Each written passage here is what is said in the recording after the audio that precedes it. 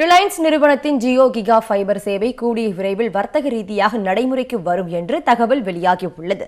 அவ்வாறு வரும்போது இணையம், தொலைக்காட்சி மற்றும் தொலைபேசி சேவைகள் அனைத்திற்கும் மாதம் 600 ரூபாய் அளவிற்கே கட்டணம் இருக்கும் என கணிப்புகள் வெளியாகியுள்ளன.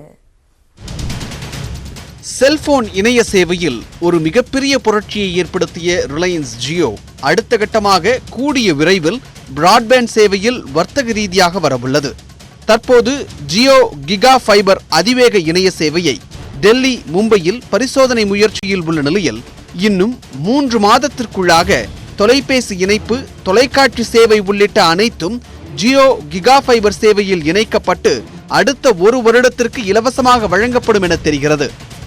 சோதனை முயற்சியில் உள்ள இந்த வசதியை பெற 4500 ரூபாய் கட்டணத்தில் ஒரு ரவுட்டர் கருவியை மட்டும் பெற வேண்டும். சேவையின் இலவச காலம் முடிந்த பின்னர் மாதம் 600 ரூபாய்க்கு இந்த அனைத்து சேவைகளும் கிடைக்கும் என்று தகவல் வெளியாகியுள்ளது.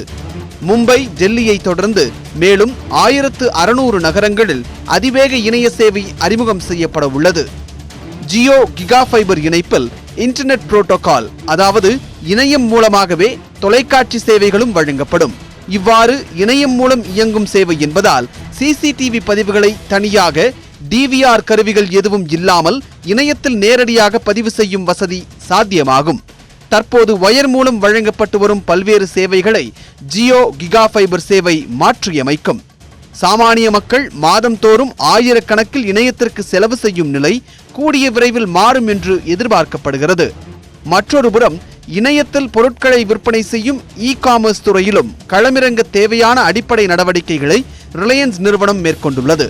மளிகை சாமான்கள், உணவுப் பொருட்கள் வாங்க புதிய மொபைல் அப்ளிகேஷன் தற்போது சோதனை முயற்சியில் நடைமுறையில் உள்ளது. இது வர்த்தக ரீதியாக இந்த ஆண்டு இறுதியில் நடைமுறைக்கு வரும் என்று தகவல்கள் வெளியாகியுள்ளன.